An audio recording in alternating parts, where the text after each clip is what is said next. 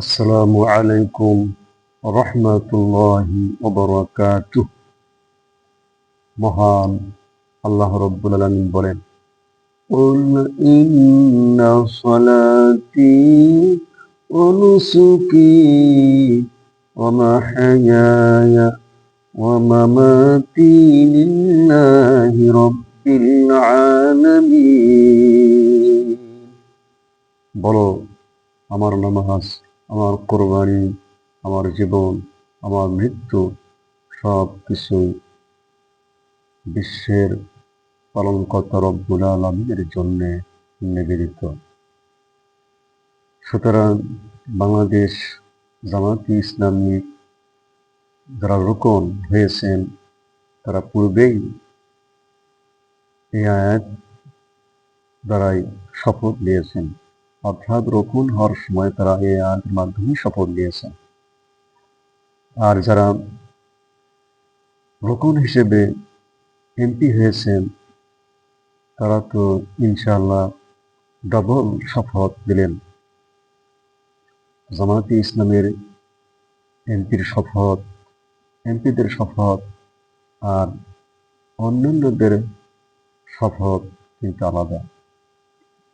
তার কারণ বাংলাদেশ জামায়াতে ইসলামের এমপিরা তারা আল্লাহকে হাজির এবং নাজির একটি শপথ নিয়েছেন। তারা নিজেদের জীবনকে বিলিয়ে দিয়েছেন কল্যাণকর কাজের জন্য, মঙ্গল কাজের জন্য, দেশের মানুষের সেবা করার জন্য শপথ নিয়েছেন। তারা দুর্নীতি করবেন না, চাঁদাবাজি করবেন না, সন্ত্রাসী করবেন না, অর্থাৎ যত অনৈতিক কাজ আছে সেগুলোর সঙ্গে তাদের কোনো যোগ সুযোগ থাকবে না। অপরদিকে অন্যান্য এমপিরা তাদের কথা আলাদা, তারা অপোজিট।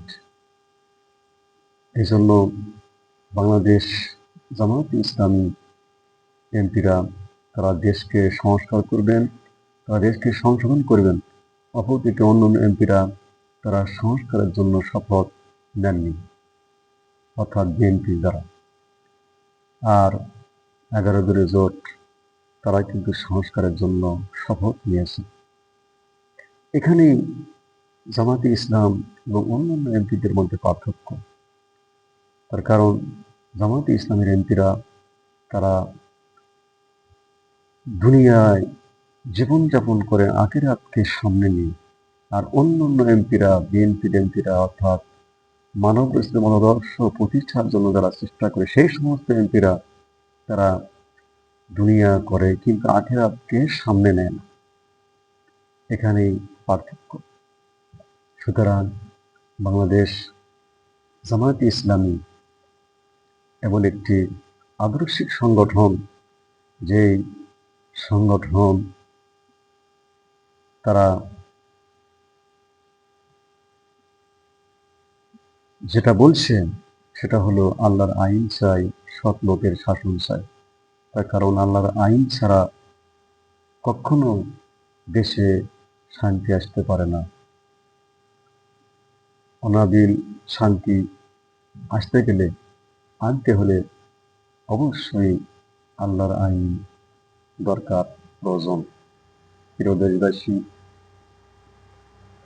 জন্য আপনারা দোয়া করবেন বাংলাদেশ জামায়াতে ইসলামীর এমপিদের জন্য, এনসিপি এমপিদের জন্য, এবং আরো যারা অর্থাৎ 11 দলীয় জোটের জন্য আপনারা দোয়া করবেন, যাতে করে তারা ভবিষ্যতে সুন্দর একটি রাষ্ট্র উপহার দিতে পারে এবং তারা যেন ইমানের বলে বলিয়ান হয়ে বিরোধী দলের সর্বাত্মক ভূমিকা পালন করতে পারে।